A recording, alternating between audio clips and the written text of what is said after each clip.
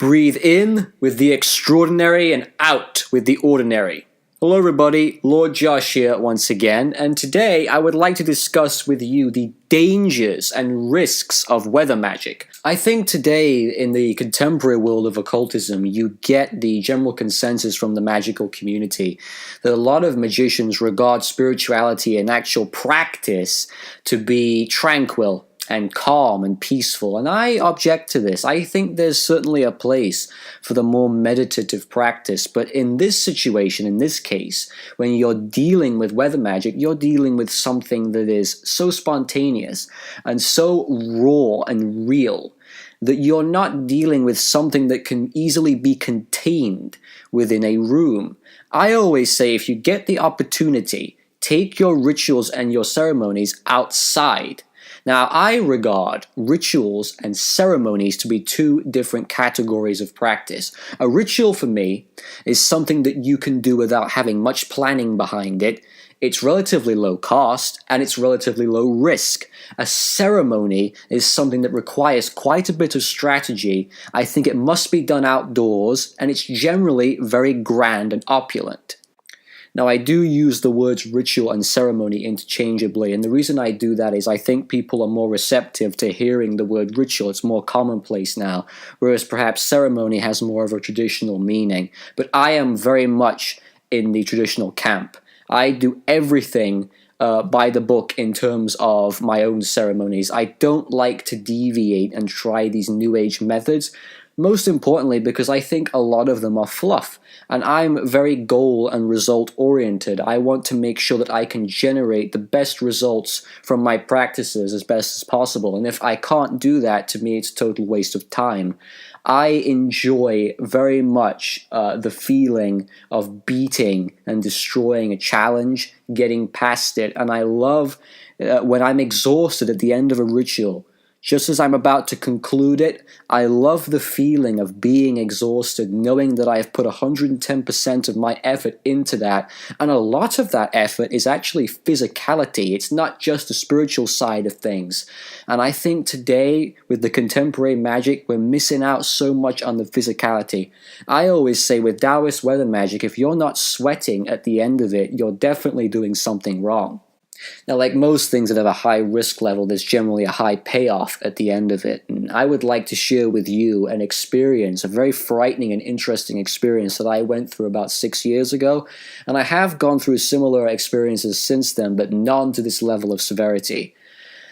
Unfortunately for me, I was at a stage in my life where I thought I had mastered everything there was to know about weather magic. I thought that I was the greatest Taoist weather magician on the planet.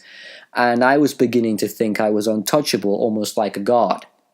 And I remember one experience, I ascended the 7-star altar, and I had this kind of cocky arrogance to me at that particular time, and I had a very inflated ego because of my prior achievements. And please keep in mind, I started practicing magic very young, at about 11 years old, and I was succeeding at a very high level when I was incredibly young. I remember being 12 years old and being able to conjure a full 6 or 7 hour lightning storm.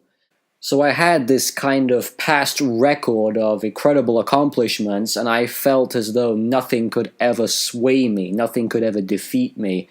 But what ended up defeating me was myself. Indeed, it's so true. You are always your worst enemy. So on this occasion, I started my morning as usual. I took a bath in holy salt water, and I ascended my 7-star altar wearing my Taoist robes.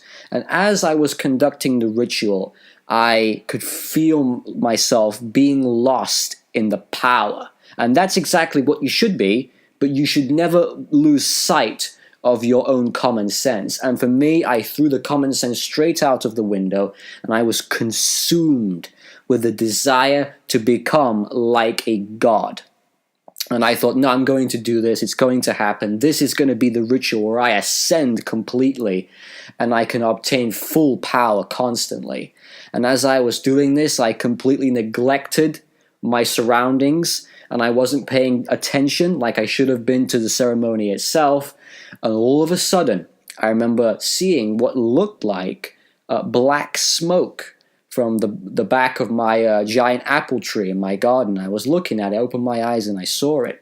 And it almost looked like a fire was burning. And I thought, oh my God, have I accidentally knocked down some power lines or something and there's a fire that started?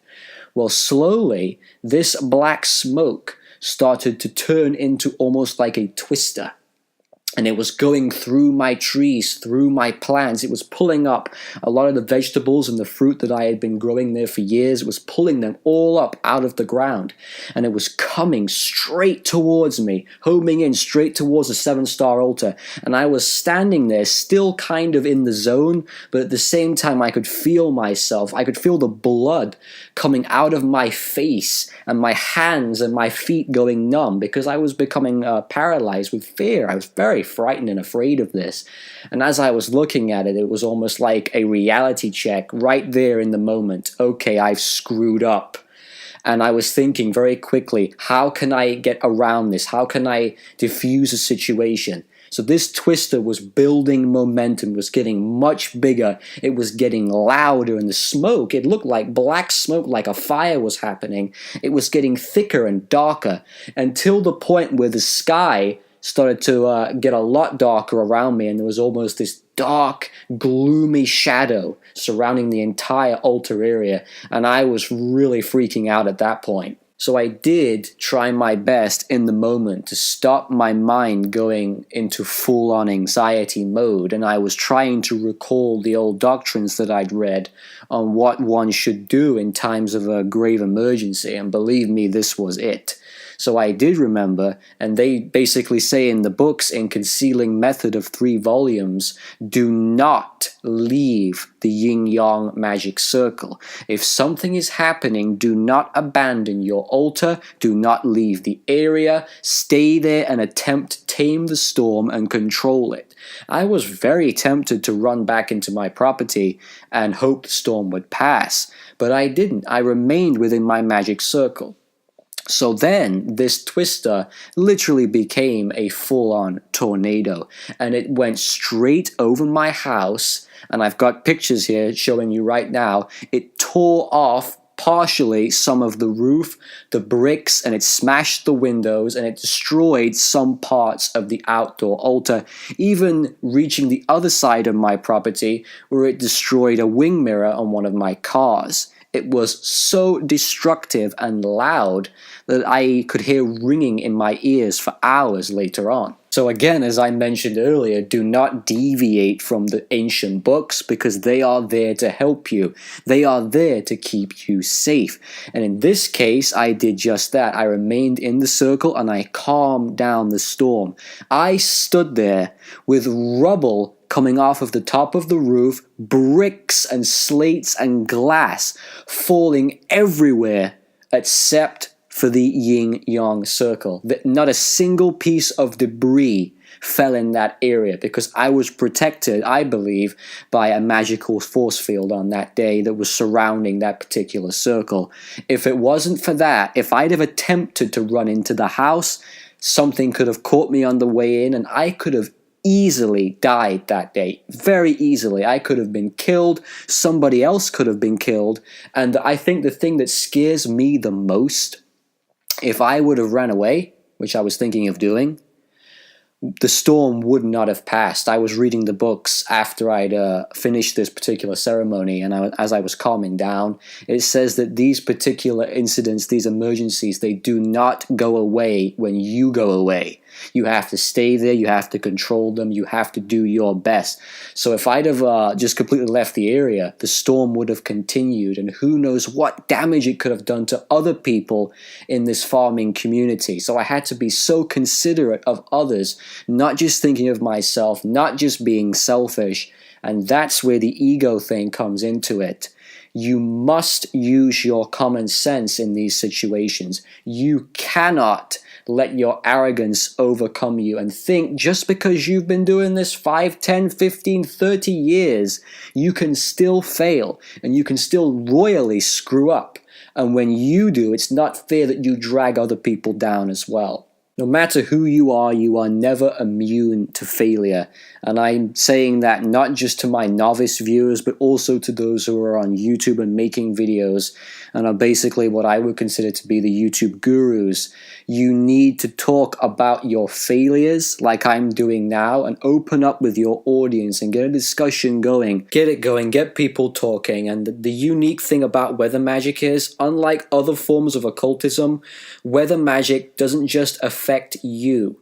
We are all under the weather. And if you want to start walking this path and experimenting with different methods in this field of practice, you need to be aware. It can be dangerous and it can be very risky.